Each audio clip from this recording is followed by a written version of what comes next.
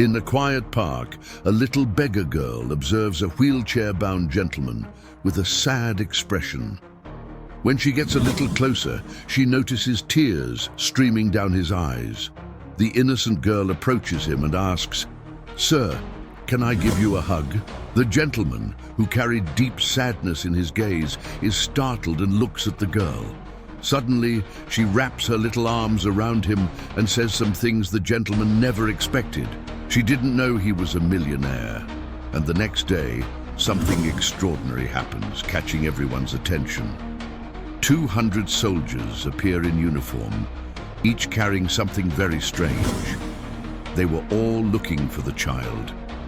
What happens next leaves everyone at the scene in shock. The grey afternoon hung over Central Park like a shroud of melancholy. Among the empty benches and trees, swaying gently in the cold wind, a solitary figure remained motionless. General Arthur H. Mitchell, at 70, watched the world through, eyes that had seen far too much. His wheelchair was positioned near the pond, where ducks swam in circles, oblivious to the human drama unfolding nearby. Tears streamed silently down the wrinkled face of the man who had once commanded entire battalions. His hands, once steady holding ceremonial swords and shaking those of presidents, now trembled slightly on the blanket covering his legs.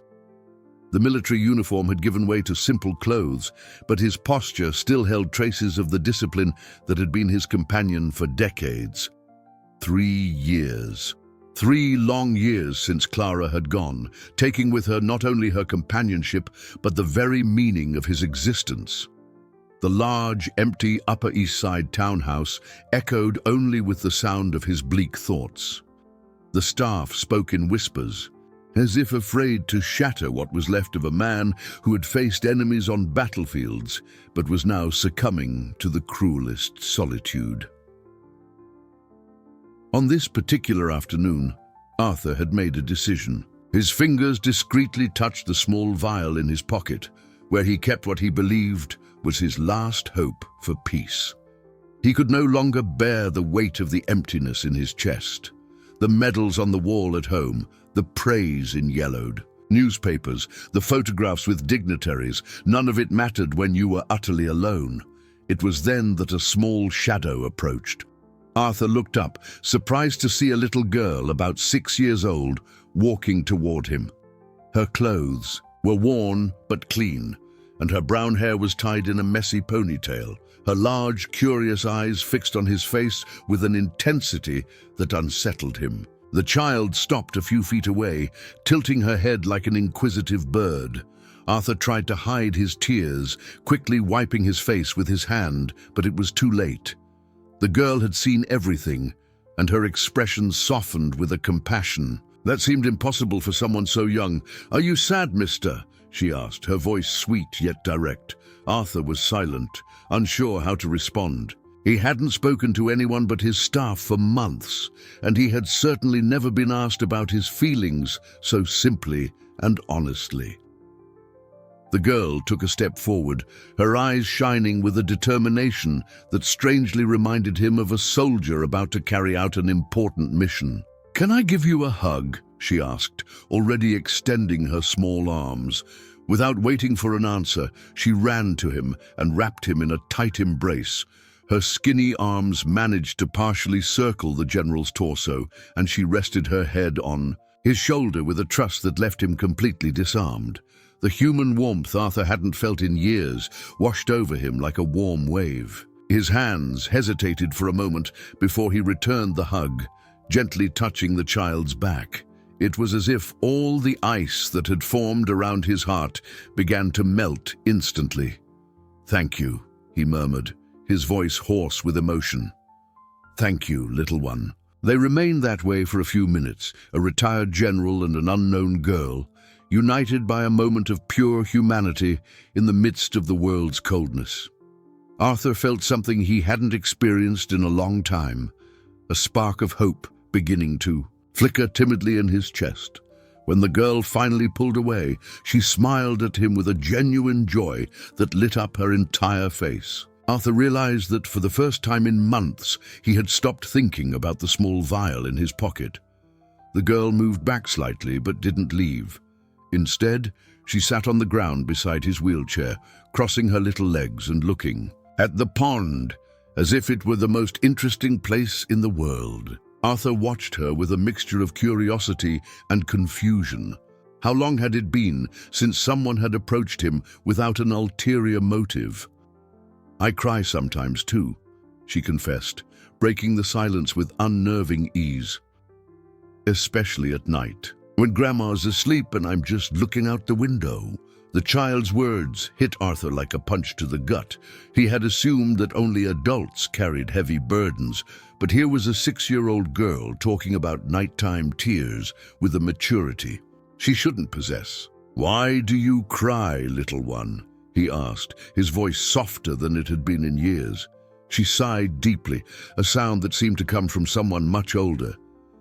"Because I don't have a big family like other kids. It's just my grandma, but she's always sick in bed, and I don't have any friends to play with either."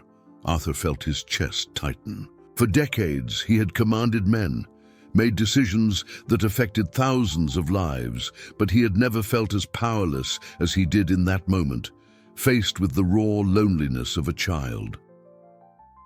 "I live in a really tiny apartment," she continued, drawing circles in the dirt with her finger. "Grandma says I used to have parents, but they left when I was a baby. She says they weren't bad people, just they didn't know how to take care of me." The general closed his eyes for a moment. His 16-room mansion, his fortune, his influential contacts, it all seemed ridiculously insignificant in the face of this child's basic need for someone to talk to. "What about you?" she asked, turning to face him with those big, sincere eyes. "Why were you crying?" Arthur hesitated.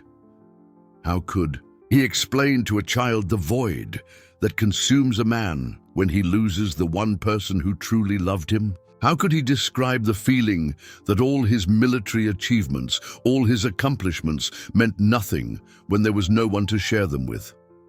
"I lost my wife 3 years ago," he finally said, surprised at his own honesty.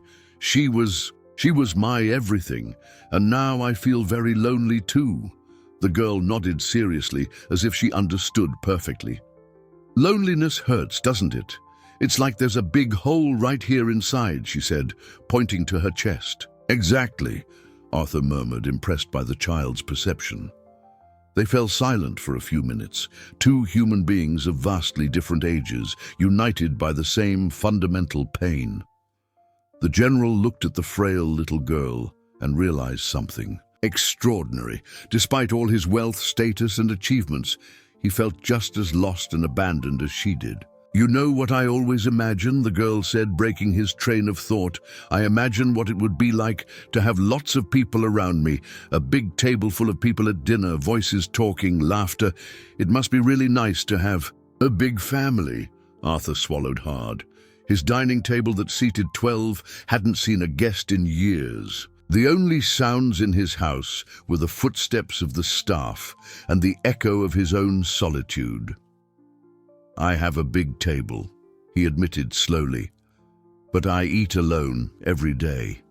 The girl looked at him with an expression of understanding that seemed far too old for her young face. "So we both have the same problem, don't we? You have a big empty table and I don't even have a table." The brutal simplicity of her observation left Arthur speechless. In that moment, he realized he had found someone who understood his pain in a way that not even his old military comrades could. The sun began to set, painting the sky in orange hues that reflected on the calm surface of the pond. The girl stood up and brushed the dirt from her clothes, but showed no hurry to leave. Instead, she stood there, as if gathering courage for something important. "Mister," she said hesitantly, "can I ask you a kind of silly question?" Arthur nodded, curious to know what this child would consider a silly question after the depth of their conversation. "Have you ever wanted to just give up on everything?" The words came out in a whisper, but carried a weight that made the general's heart pound. The question hit him like a sniper's bullet. How could this 6-year-old see through him with such clarity? His eyes filled with tears again, but this time he didn't try to hide them. "Yes, little one. Just today, I was thinking about it," he admitted, his voice trembling with emotion. "And you?" She nodded slowly, her large eyes filling with a sadness no child should ever carry. "Sometimes I look out the window and think it would be easier if I just went away too, like my parents. Then Grandma wouldn't have to spend her little bit of money on me, and she could buy the medicine she needs." The dagger? Those words drove into Arthur's chest was so painful he had to grip the arm of his wheelchair to keep from collapsing. A 6-year-old considering? No, it was impossible to accept. "No," he said, with a firmness he hadn't felt in years, his voice carrying all the authority of decades of military command. "Don't you ever think like that again.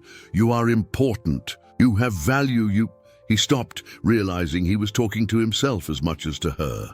The words he directed at the girl were exactly what his own heart needed to hear. "You're important too," she said softly, as if she could read his mind. "I saw it in your eyes. You have a good heart. That's why you were crying in the park, because you still care about things." Arthur fell silent, processing that simple yet profound observation. Maybe she was right. Maybe his tears weren't just despair, but proof that something was still alive inside him. "You know what I think?" the girl continued, sitting down beside his chair again. "I think we met today because we needed each other, like when two halves come together to make a whole." The innocence with which she spoke of such complex concepts amazed Arthur. In his military career, he had met brilliant strategists, philosophers, and intellectuals, but none had touched on such fundamental questions with such simplicity. "What's your name, little one?" he asked, realizing they had shared intimate moments without even introducing themselves. "Sophia," she answered with a shy smile. "Sophia Marie Williams. And you?" "General Arthur H. Mitchell," he said automatically, then corrected himself. "But you can just call me Arthur." "A general?" Sophia's eyes widened in awe. "For real? You commanded soldiers?" For the first time in years, Arthur smiled, a small but genuine smile. "I did. A lot of them." "That's so cool. I bet they respected you a lot." She paused, then added thoughtfully, "It must be hard to go from commanding lots of people to being all alone." Once again, the child's insight surprised him. She had precisely identified one of the sources of his suffering, the abrupt transition from command and responsibility to isolation and uselessness. The sky was growing darker when Sophia finally stood up to leave. "I have to get home or Grandma will worry," she explained. "Bye, Arthur," she said, waving cheerfully. "I hope you feel better." As he watched her walk away, alone on the darkening park paths, Arthur felt something extraordinary happen in his chest. For the first time in months, a spark of hope flickered to life. Arthur remained in the park until the first stars appeared. For the first time in months, he felt no hurry to return home. His encounter with Sophia had awakened something inside him he thought was dead forever. His hands no longer touched the small vial in his pocket. Instead, his thoughts were completely consumed by that extraordinary child. When he finally returned to his mansion, the staff noticed the change immediately. His driver, Frank, who had been with him for 15 years, commented discreetly to the housekeeper that the boss seemed different. His shoulders weren't as stooped, and he had murmured, "Thank you," when getting out of the car, something he hadn't done in a long time. Mrs. Carmen, the housekeeper, prepared dinner as usual, but was surprised when Arthur asked to eat in the main dining room instead of the small study where he'd eaten alone for the past few years. Even more surprising was seeing him eat with an appetite, a rare occurrence since Clara's death. After dinner, Arthur went to his study and stood for a long time looking at the photographs on the walls. Images of his military career, medals, meetings with dignitaries, but mostly photos with Clara at social events, on trips, happy moments from a past that seemed to belong to someone else. There was one specific photo he always avoided. Clara hugging a child at an orphanage they had visited years ago. She'd always wanted to be a mother, but health complications had made it impossible. That night, for the first time since her death, Arthur could look at the photo without feeling only pain. There was also a strange sense of purpose beginning to form in his chest. Around 11 o'clock, he did something he hadn't done in years. He picked up his personal phone and started scrolling through old contacts. His fingers hesitated over several names: former battalion comrades, old subordinates, people he respected who still held important positions in the army. Finally, he dialed a number he knew by heart, even after so long. "Colonel Evans?" he said. When the call was answered, "General Mitchell." "My God, sir, it's been a long time. How are you?" The voice on the other end sounded genuinely surprised and pleased. I'm better, Evans. I need a favor, a very special favor." There was a brief pause before the colonel replied. "Anything, General. You know you can count on me." Arthur took a deep breath. "I need 200 men tomorrow morning. Full dress uniforms, exemplary conduct, but it's not for an official ceremony. 200 men! The surprise was evident in the colonel's voice. "For what kind of operation, sir?" "An operation to make a child smile," Arthur answered simply. The silence on the other end of the line lasted a few seconds before Evans replied, "General, with all due respect, may I ask if you're all right?" Arthur chuckled, a low laugh, but the first genuine one in years. "For the first time in a long time, Evans, I think I'm starting to be. Just trust me on this one." He spent the next 20 minutes explaining his plan, asking for absolute discretion, and assuring the colonel he would take full responsibility for any questions from higher-ups. The colonel, despite the strangeness of the request, agreed without hesitation. His loyalty to the general was unquestionable. After hanging up, Arthur made several other calls. Each conversation was careful, specific, detailing aspects of an operation that no military manual had ever contemplated. This wasn't about a strategy of war, but a strategy of the heart. At 2 in the morning, when he finally went to bed, Arthur felt something he hadn't experienced in 3 years. Positive anticipation. For the first time since Clara's death, he was eager for the dawn to arrive. As he closed his eyes, one last image flashed through his mind: Sophia's shy smile when she'd said, "I hope you feel better." Tomorrow, he would make sure things were better, not just for him, but especially for her. The dawn brought an unusual bustle to the silent routine of the Mitchell mansion. Arthur woke before his usual time, at 5:30, with an energy he hadn't felt in years. For the first time since Clara's death, he didn't have to force himself out of bed. He rose naturally, driven by a sense of purpose he had forgotten existed. Mrs. Carman nearly dropped the coffee tray when she saw her employer walk into the kitchen, already dressed and shaved, with a different light in his eyes. He asked for strong coffee and toast, showing an appetite she hadn't seen in months. "Mrs. Carman," he said while sipping his coffee, "today is going to be a special day. Very special." The housekeeper smiled, noticing that for the first time in a long time, he didn't seem to be carrying the weight of the world on his shoulders. "May I ask why, General?" "Because today I'm going to do something I should have done a long time ago," he answered mysteriously. "I'm going to use everything I've achieved in my life for something that truly matters."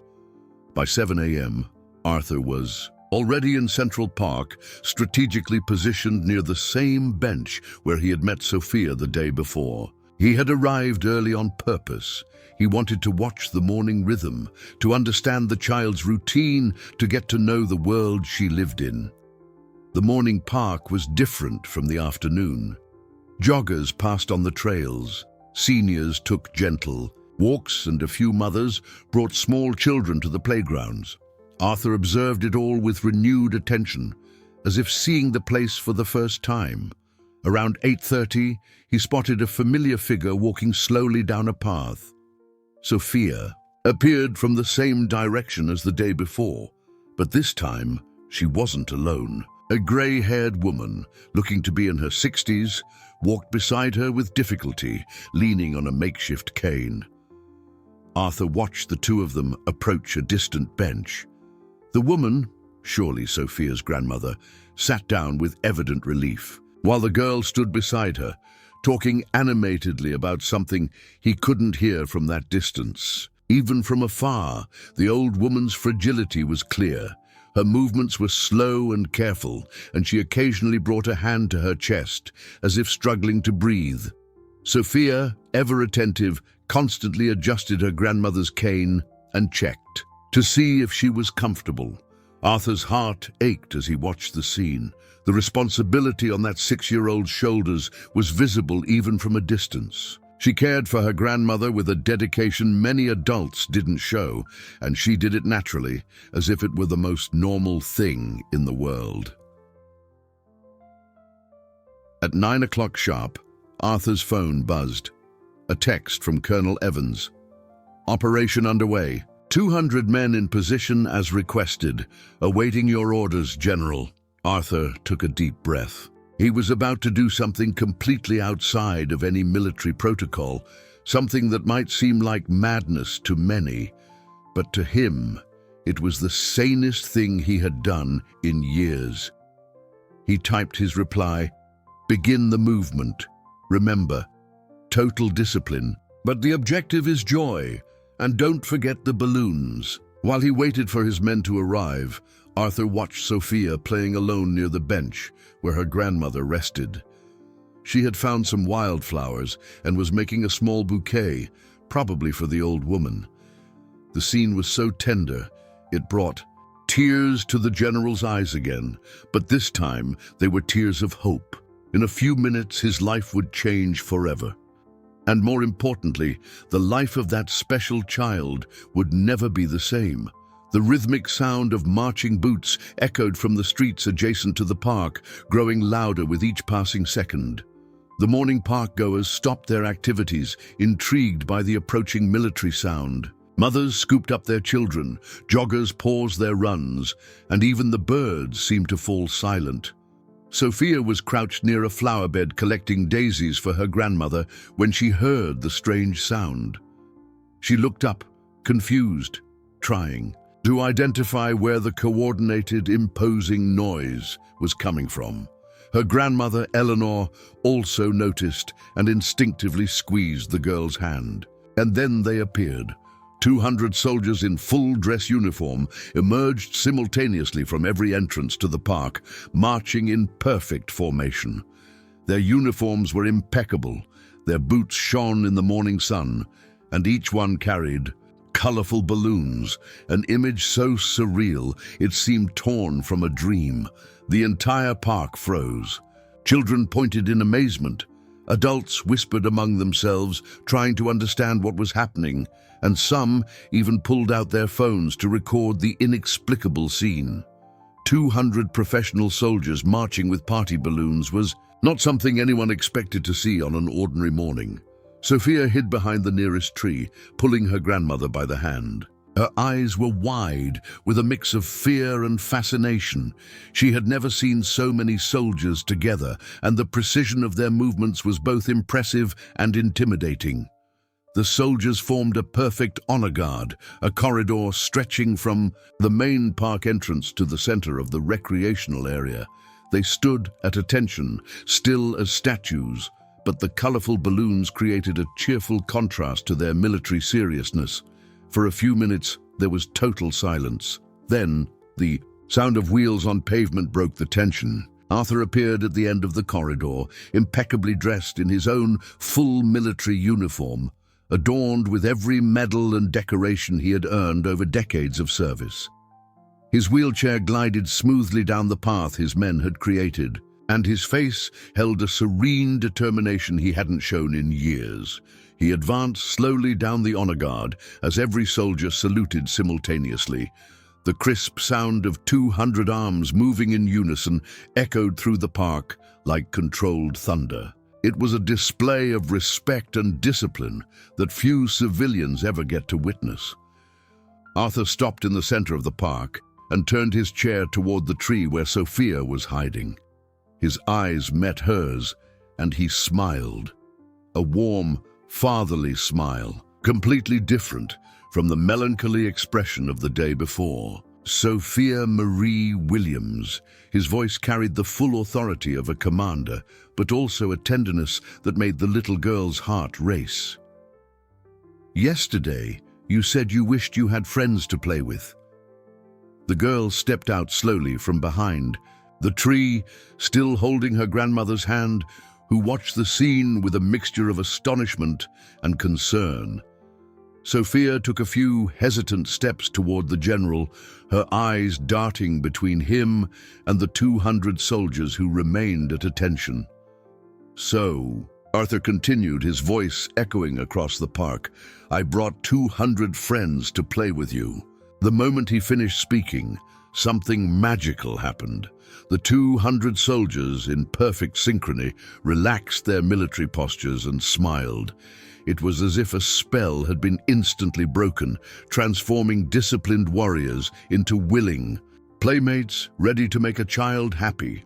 The balloons were released into the air, creating an explosion of color against the blue sky. Sophia stood with her mouth agape, unable to fully process what was happening before her eyes. What happened next turned Central Park into the most extraordinary scene that city had ever witnessed. The soldiers, maintaining their characteristic discipline, quickly organized themselves into specialized groups. Some set up a giant hopscotch grid using rope and chalk. Others created a child-friendly obstacle course, and one group dedicated itself to holding a story time circle.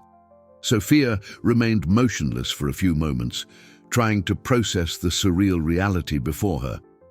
200 men trained for war were now preparing to play with her as if it were the most natural thing in the world. Her grandmother, Eleanor, leaned heavily on her cane, watching with tears in her eyes. "Go on, little one," Arthur encouraged softly. "They're waiting for you." Hesitantly, Sophia took the first steps toward the nearest group. A serious-looking sergeant with a grey mustache crouched down to her level and asked in a gentle voice, "Young lady, do you know how to play hide and seek?" Sophia's eyes lit up instantly. "I do." "Then you're going to have to teach 200 soldiers how to hide properly, because I bet we're terrible at it," he said with a wink, drawing a crystal-clear laugh from the girl. In a matter of minutes, the park had transformed into a battlefield of fun. Soldiers hid behind trees that could barely cover their large frames, pretended to be invisible behind small bushes, and a few even tried to hide behind each other in formations that made Sophia giggle uncontrollably. Arthur watched it all from his wheelchair, positioned next to Eleanor. His eyes shone with a joy he hadn't felt in years. Seeing these men, trained for extreme situations, dedicating their full attention and creativity to making one little girl smile, was the most beautiful sight he had ever witnessed. "Thank you," Eleanor murmured beside him, her voice trembling with emotion. "I don't know who you are or why you're doing this, but thank you." Arthur turned to the old woman, noticing for the first time the details of her face, marked by suffering. Her eyes were weary, her breathing was labored, and her hands trembled slightly. It was clear she was fighting something more serious than just old age. "I'm just someone your granddaughter saved yesterday," he replied simply. As they talked, Sophia had become the center of a military-grade party. Groups of soldiers took turns playing with her, always maintaining discipline and respect, but with a spontaneity that surprised even their commanding officers. Some sang marching cadences adapted into nursery rhyme melodies. Others demonstrated clumsy dance moves that made the girl laugh until she was breathless. Something profoundly transformative was happening, not just for Sophia, who for the first Time in her life was the center of attention in a completely positive way, but also for the soldiers. Many of them were fathers, grandfathers, men who rarely had the opportunity to express their softer side so freely and openly. It was in the midst of this contagious joy that Arthur noticed something that would completely change the course of the coming days. Eleanor had a violent coughing fit, clutching her chest with an expression of intense pain. When she pulled her hand away from her mouth, it was stained with blood. The old woman quickly tried to hide it, wiping her hand on her dress and forcing a smile when Sophia glanced in her direction, but Arthur had seen everything. The military instinct that had guided his entire life activated instantly. A silent emergency was unfolding right before his eyes. In that moment, Arthur understood that his mission had become far greater than just making a child smile. He had found not only a kindred spirit in suffering, but an entire family fighting a battle they might not be able to win alone. After 3 hours of intense play, the soldiers formed up for their departure. Sophia was radiant, her cheeks flushed from running and her hair a happy mess. Each soldier filed past her, offering a salute and wishing her a good day, as if she were a high-ranking officer. Colonel Evans approached Arthur with a look of satisfaction. He rarely showed. "General, in 30 years of service, I've never seen my men so motivated for a mission. You should have seen their smiles." "Thank you, Evans. This meant more to me than any operation we've ever commanded," Arthur replied, still watching Sophia wave enthusiastically to the departing soldiers. When the last soldier had disappeared, the park returned to its usual tranquility, but the transformative energy of what had just happened still hung in the air. Sophia ran to Arthur, her eyes shining with pure joy. "Arthur, that was amazing! How did you do that? How did you get so many soldiers to come just to play with me?" The questions tumbled out, a testament to her genuine excitement. Arthur smiled, touched by her spontaneity. "Let's just say I have a few friends who owe me favors," he answered mysteriously. "But the important thing is, did you have fun?" "It was the best day of my whole life," Sophia exclaimed, jumping for joy. "I never knew there were so many nice people in the world." As they talked, Arthur kept a discreet eye on Eleanor, who remained on the bench, clearly struggling. The old woman tried to hide her discomfort, but it was obvious that something was seriously wrong with her health. "Sophia," Arthur said carefully, "your grandmother looks tired. How about we go sit with her for a bit?" They approached the bench where Eleanor was resting. Up close, Arthur could better see the signs that worried him. The excessive pallor, the ragged breathing, the tremor in her hands. His years of military experience, where he'd learned to rapidly assess the physical state of his men, told him this woman was facing something severe. "Ms. Eleanor," he said respectfully, "may I ask how you're feeling?" The old woman hesitated, glancing at Sophia, who was playing with one of the balloons she'd been given. "I'm fine, thank you for your concern. Just a little tired." Arthur saw through the white lie immediately. "With all due respect, ma'am, you don't look fine. Wouldn't it be better to see a doctor?"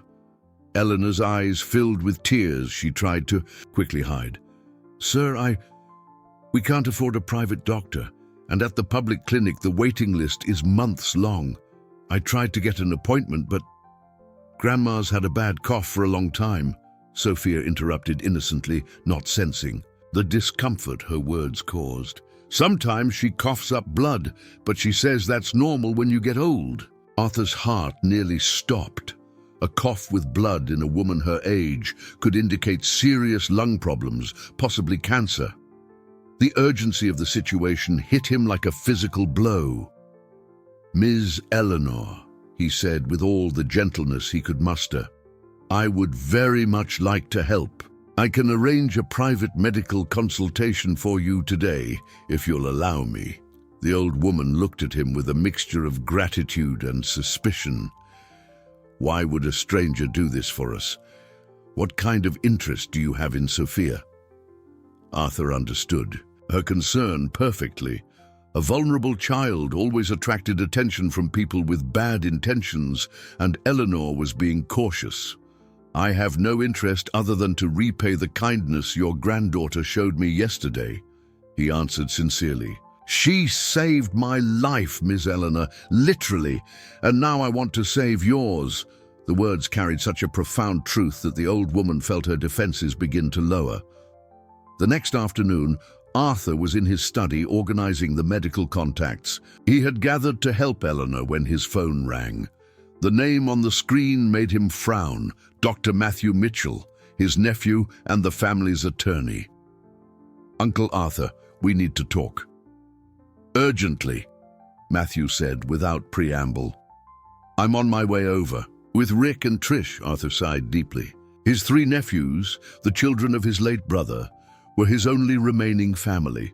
However, since Clara's death, the relationship had become purely financial. They were interested only in his inheritance, visiting him sporadically with fake smiles and feigned concern. An hour later, the 3 of them were in his living room. Matthew, the attorney, took the lead, while Richard, a businessman, and Patricia, a doctor, supported him with worried expressions that fooled no one. Uncle, we've received some disturbing information, Matthew began, opening a folder full of documents. We were told that you spent a considerable sum of money yesterday, mobilizing 200 soldiers to play with an unknown child. Arthur maintained a serene expression, immediately recognizing the strategy. And what's the problem with that? The problem, Richard interjected aggressively, is that we're concerned about your judgment. Spending a fortune on strangers isn't normal, Uncle. Furthermore, Patricia added with false gentleness, as a doctor, I must warn you about potential emotional manipulation. Unscrupulous people often use children to take advantage of vulnerable seniors. Rage rose in Arthur's chest like molten lava. Are you implying that I'm being manipulated by a 6-year-old girl? Not implying, Uncle. Stating, Matthew said coldly. And that's why we've brought these documents. We are filing a petition to challenge your mental capacity and to place a temporary hold on your financial assets. The silence that followed was deafening. Arthur looked at the 3 faces before him, people who carried his blood but had become strangers driven by the most sordid greed. You think 3 years of grief have turned me senile? He asked, his voice dangerously low. We think you're making irrational decisions that compromise the family estate, Patricia replied. As your doctor, I recommend an urgent psychiatric evaluation. You haven't been my doctor in years, Patricia, and this estate is mine, built with my own sweat and dedication, Arthur retorted, his voice carrying all the military authority he possessed. Matthew stood up, taking a confrontational stance. Uncle, with all due respect, since Aunt Clara died, you've been isolated, depressed, with no social contact. Suddenly a child appears, and you start behaving in a completely atypical manner. Any psychiatrist would confirm that this indicates emotional instability. What do you really want? Arthur asked, cutting to the chase. We want you to stop these impulsive charities, Richard said, and to accept our temporary conservatorship over your finances until you are emotionally stable. Arthur laughed bitterly. Conservatorship? You want to control my money because you're afraid I'll spend your inheritance before I die. This isn't about inheritance, Patricia lied. It's about protecting you. Lies, Arthur said, pushing himself up from his chair with difficulty but maintaining all his dignity. You never cared about me as a person. When Clara died, how many times did you visit? How many times did you ask if I was okay? The momentary discomfort on their faces confirmed his suspicions. Now that I've found a purpose, you want to stop me. But you won't succeed, he declared firmly. Matthew smiled coldly. Uncle, the petition has already been filed. A process server will be here tomorrow morning, and we have a temporary injunction that will be issued today, freezing any significant financial transactions pending the psychiatric evaluation. The words hit Arthur like bullets. In that moment, he realized that the battle for Sophia and Eleanor had just become far more complex than he had ever imagined. 2 days after his nephew's visit, Arthur received the official notice that confirmed his worst fears. The temporary injunction had been issued, partially freezing his financial assets until he underwent a psychiatric evaluation. Any transaction over $5,000 would require prior court approval. He immediately tried to contact the private hospital where he had scheduled Eleanor's exams, but the secretary was clear. Without advance payment for the treatment, the appointment would be cancelled.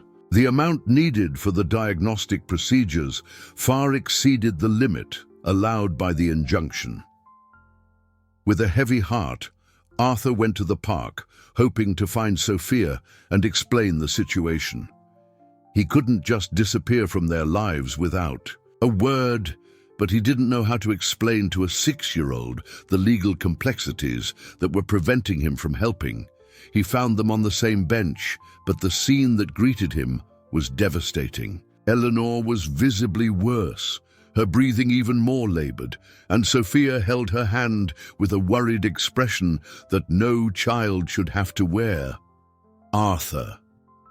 Sophia ran to him as soon as she saw him, but her usual smile was tinged with sadness. Grandma got really sick last night. She coughed up a lot of blood and had a high fever. The general felt the world collapse on his shoulders.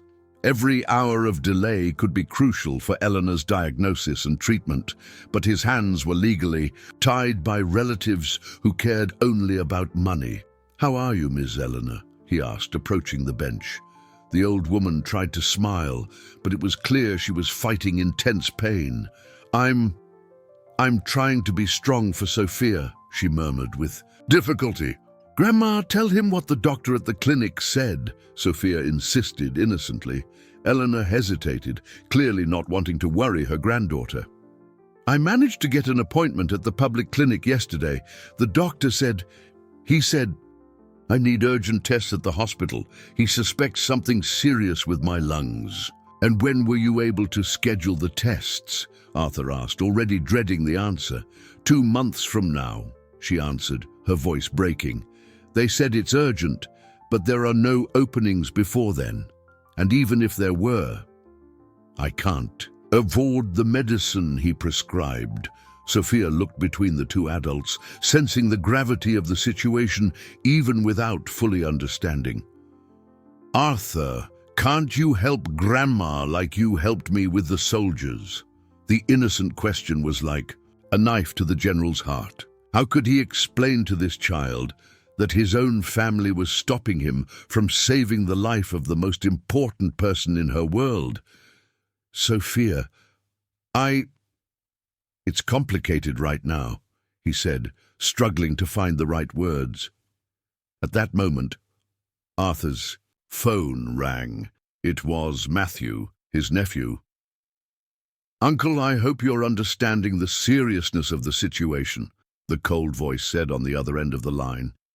"Any attempt to circumvent the injunction will result in severe legal consequences." "Ow. Did you know I was trying to help someone?" Arthur asked, a terrible suspicion forming in his mind. "We have our methods." "You are being monitored for your own protection," Matthew replied with false concern. The revelation that he was being watched by his own family left Arthur furious, but also more determined. He hung up and looked at Sophia and Eleanor with a decision forming in his mind. "Miss Eleanor, do you trust me?" he asked directly.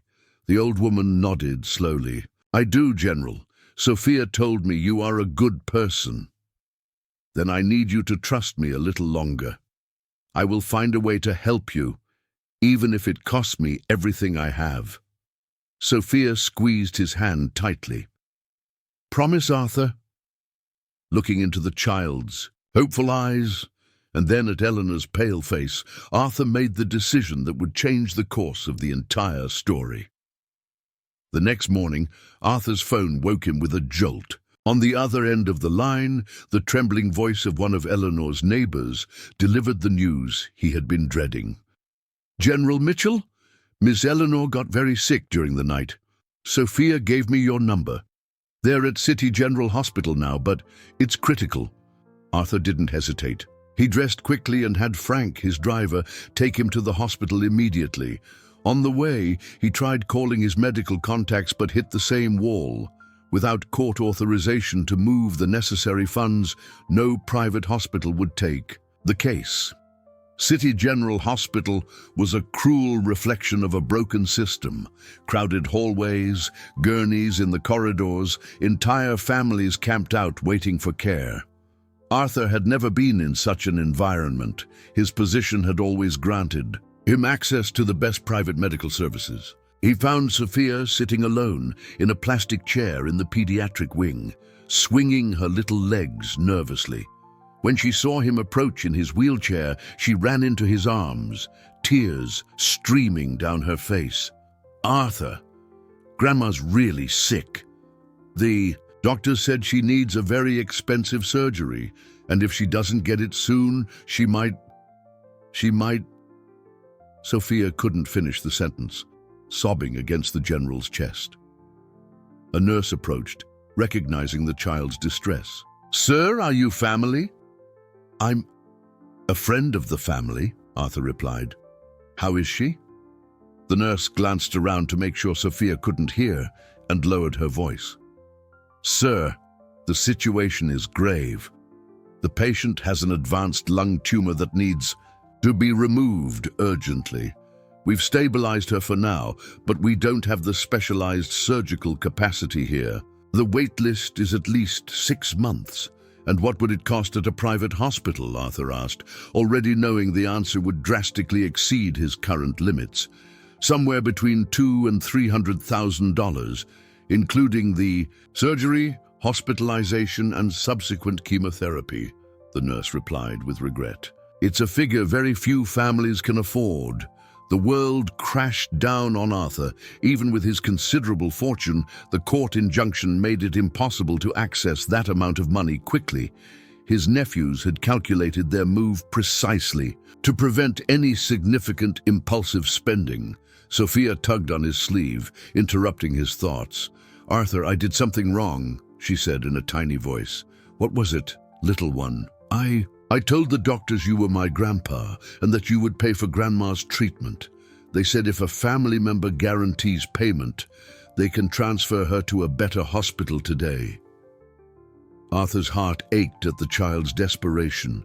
She had lied, hoping he could fix everything, but he was powerless, bound by legal chains. "Sophia, I want to help more than anything in the world, but there are people stopping me from using my money right now," he explained gently. The girl's eyes filled with a profound sadness. "So Grandma is going to die because of money?" The simple, devastating question echoed down the hallway, causing several people to look their way. Arthur felt a rage build in his chest.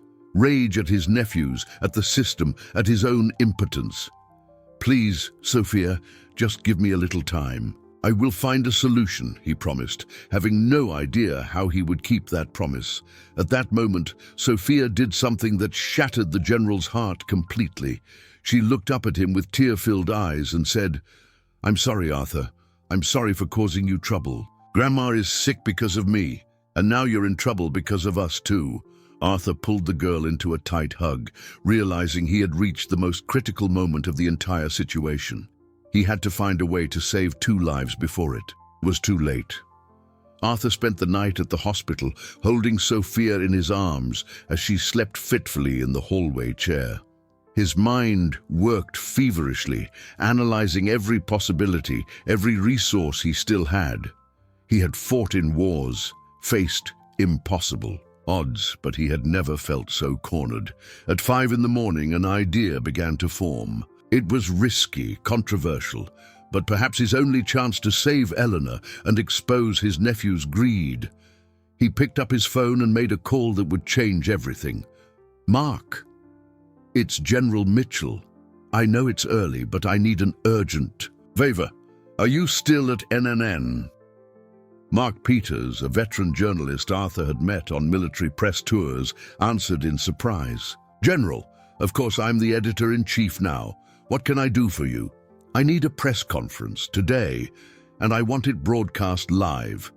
3 hours later, the city's major media outlets were gathered in the main hall of City General Hospital. Arthur had used his last influential contacts to organize the event, betting everything on a single play.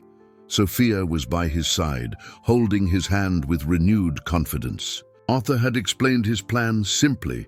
They would tell the whole country the truth and ask for help. The cameras went live simultaneously as Arthur took the microphone. His voice carried all the authority of decades of command, but also a human vulnerability that immediately touched the audience. My name is General Arthur H. Mitchell.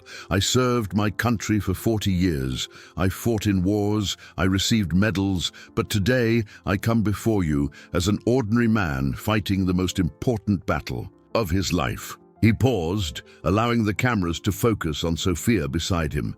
This is Sophia Marie Williams. She is 6 years old. 1 week ago, she saved my life with a simple hug when I had lost all hope. Today, I need to save hers. The emotion in his voice was palpable as he told the entire story. The meeting in the park, their shared loneliness, the discovery of Eleanor's illness. When he got to the part about his nephews, his voice took on a tone of controlled outrage. My own nephews, driven by greed, have secured a court injunction that prevents me from using my own fortune to save the life of a 60-year-old woman. They claim I am being manipulated by a 6-year-old child. Arthur turned to Sophia, who was looking at him with admiration. Sophia, tell America what you think I should do with my money. The little girl took the microphone with both hands and spoke with the sincerity only a child possesses. I think money is for helping people. My grandma always said it's no use having a lot if you don't share with people who need it. Arthur is good. He just wants my grandma to get better. The impact of Sophia's words was immediate. In TV studios, anchors had tears in their eyes. On social media, the video began to go viral within minutes. Arthur took back the microphone for the final blow. I am making a public decision today. I want to adopt Sophia Marie Williams as my granddaughter.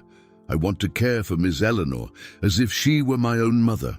And if that means giving up my entire fortune to save them, I will do it without hesitation. He looked directly into the main cameras. Matthew, Richard, Patricia, if you're watching, you can have the inheritance you so desperately want. But you will not stop me from using everything I've built in my life to save the people who truly love. The silence in the hall was broken by a spontaneous round of applause from the journalists. Sophia climbed onto Arthur's lap and hugged him tightly, whispering, "Thank you for fighting for Grandpa Arthur." It was the first time anyone had called him Grandpa, and Arthur felt his heart fill with a love he didn't know he was still capable of feeling.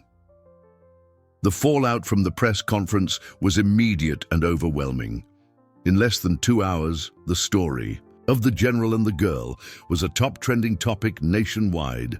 Social media exploded with messages of support, solidarity hashtags, and furious criticism of the greedy nephews. The first phone call came before noon. It was the judge presiding over the case, Judge Reynolds, informing him that public pressure and media fallout had dramatically accelerated the proceedings. The injunction would be reviewed on an emergency basis that very day. Gradually, the hospital transformed into a point of pilgrimage. Ordinary people began showing up with donations for Eleanor, flowers for Sophia, and messages of support for Arthur. Military veterans, many of whom had served under his command, organized a vigil in the parking lot. Colonel Evans arrived at midday, accompanied by a delegation of high-ranking officers. "General," he said, his voice thick with emotion, "you put us all to shame. While you were fighting the most important battle of your life, we were at home watching television. This isn't my battle, Evans. It's ours. It's always been our responsibility to take care of one another," Arthur replied, watching Sophia play with a few soldiers who had brought her military history books, adapted for children, at 2 in the afternoon. Three familiar figures appeared at the hospital. Matthew, Richard, and Patricia walked with their heads down, clearly shamed by the public exposure of their motives. The hostility from the onlookers was palpable. Some people recognized them immediately from the news. "Uncle," Matthew began, hesitantly, "we need to talk." "Now you want to talk?" Arthur asked coldly. "After the entire country knows your true intentions?" Patricia stepped forward, her face flushed with shame. "Uncle, we made a mistake. We didn't realize how much you truly care for this family." "You didn't make a mistake," Arthur corrected her with authority. "You revealed exactly who you are, and the whole country saw it." Richard, visibly shaken, muttered, "People are sending us horrible messages. Our kids are being harassed at school. We can't even leave the house. And how do you think I felt, being treated like I was senile by my own family?" Arthur retorted. "How do you think Sophia felt, watching her grandmother die for lack of money? That I had, but that you stopped me from using." At that moment, a court officer arrived with documents that changed everything. "General Mitchell, by order of Judge Reynolds, the temporary injunction is hereby dissolved. Your accounts have been unfrozen, and the conservatorship petition has been dismissed for lack of merit." The crowd in the hospital erupted in applause as the news spread. Sophia ran into Arthur's arms, finally understanding that her grandmother could be saved. But the biggest surprise came 15 minutes later, when a team of doctors from Mount Sinai Hospital arrived in a state-of-the-art mobile ICU. "General Mitchell, we're from Dr. Robert Hansen's team. We're here to transfer Ms. Eleanor Williams for emergency surgery. All costs have already been covered." Arthur looked confused. "But I haven't had time to make the transfer yet." The doctor smiled. "Sir, after your press conference, we received over 200,000 calls offering donations, business leaders, politicians, ordinary citizens. We've raised enough to treat not only Ms. Eleanor, but another 50 families in the same situation." As the medics prepared Eleanor for the transfer, she squeezed Arthur's hand tightly. "General, how can I ever thank you for what you've done for us? Miss Eleanor," he said, his voice thick with emotion. "You gave me a family. I'm the one who should be thanking you." Sophia looked at her cousins, who stood in silence, then at Arthur. Grandpa, can they come to dinner at our big table too?" The innocent question made Matthew, Richard, and Patricia break down completely. The three of them began to cry, finally realizing the depth of what they had almost destroyed. 2 weeks after that first meeting in Central Park, the Mitchell townhouse had been completely transformed. The once silent hallways now echoed with children's laughter, lively conversations, and the comforting sounds of a real family. Eleanor, recovering magnificently from her surgery, occupied the master bedroom on the ground floor, specially adapted for her needs. Sophia ran through gardens that were once impeccably empty, now filled with colorful toys and playground equipment. Arthur had installed. The swimming pool, unused for years, was alive again with the swimming lessons she took every afternoon. The main dining room, with its table for 12, finally served its purpose. Every night they gathered there. Arthur, Sophia, Eleanor, and often the friends they had made along their journey. Colonel Evans became a regular presence, as did some of the soldiers who had taken part in that magical morning in the park. Matthew, Richard, and Patricia were also gradually reintegrated into the family. The public humiliation had changed them profoundly, and they now made a genuine effort to regain the trust and respect they had lost. Sophia, with her infinite capacity for forgiveness, always greeted them with smiles, teaching the adults lessons about second chances. The biggest change, however, was the transformation of part of the property into a community center for underprivileged children. Arthur used his influence and resources to create the Project Hug Foundation, an organization offering educational activities, meals, and medical care to children in vulnerable situations. Retired soldiers worked as volunteers, teaching discipline, respect, and values through recreational activities. What began as a game with 200 men in the park had become a social movement benefiting hundreds of families. On this particular morning, Arthur was watching Sophia learn to ride a bike in the main garden. Her small hands gripped the handlebars tightly as he helped her keep her balance, gently pushing his wheelchair alongside the bike. "Grandpa, I think I can do it myself now," she shouted, full of confidence. Arthur carefully let go of the bike and watched her pedal for a few yards before stopping, radiant with pride. "I did it! Grandma, did you see? I can ride a bike!" Eleanor, sitting comfortably in a chair on the porch, clapped enthusiastically. Her grey hair shone in the morning sun, and her smile radiated the peace of someone who had found a safe place to grow old with dignity. "I saw my sweet granddaughter. You're becoming a very brave young lady," she replied, her voice strong and clear, a far cry from the weak whispers of weeks ago. Arthur approached the porch and positioned his chair next to Eleanor. Together, they watched Sophia explore every corner of the garden on her new bike, discovering trails and adventures that only a 6-year-old can see. "General," Eleanor said softly, "sometimes I wake up thinking this is all a dream. A beautiful home, medical care, a family. How is it possible that our lives have changed so much?" Arthur smiled, remembering that grey afternoon that seemed to have happened in another lifetime. "Miss Eleanor, I used to think the most important victories were found on battlefields, in medals, in public recognition. But I've learned that true victory lies in moments like this." Sophia stopped her bike in front of them, sweaty and happy. "Grandpa, after lunch, can we visit the park where we met?" "Of course, little one. How about we take some toys for the other kids who play there?" Sophia's eyes lit up at the idea. This was how she had learned to see the world, always thinking about how to include and help others who might be experiencing the loneliness she had known so well. That afternoon, the three of them returned to Central Park.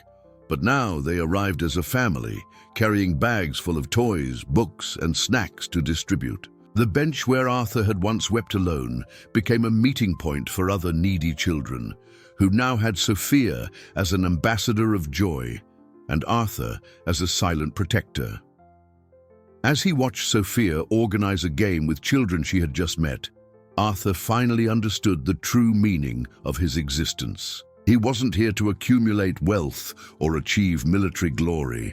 He was here to be the grandfather Sophia deserved, the son Eleanor needed, and the example that a simple hug can save 2 lives at once. The park, once the witness to his deepest pain, now symbolized rebirth and hope. Here, where it all began with tears of despair, now blossomed smiles of gratitude and the promise of a future. Arthur had learned that sometimes you have to lose everything to find what truly matters, and what truly mattered was right there, running toward him with open arms, shouting, "Grandpa," with the pure joy of someone who knows she is deeply loved. As the sun set over the city, 3 generations, united not by blood but by unconditional love, walked home together. A house that had ceased to be a silent mausoleum and had become a home filled with life, laughter, and hope.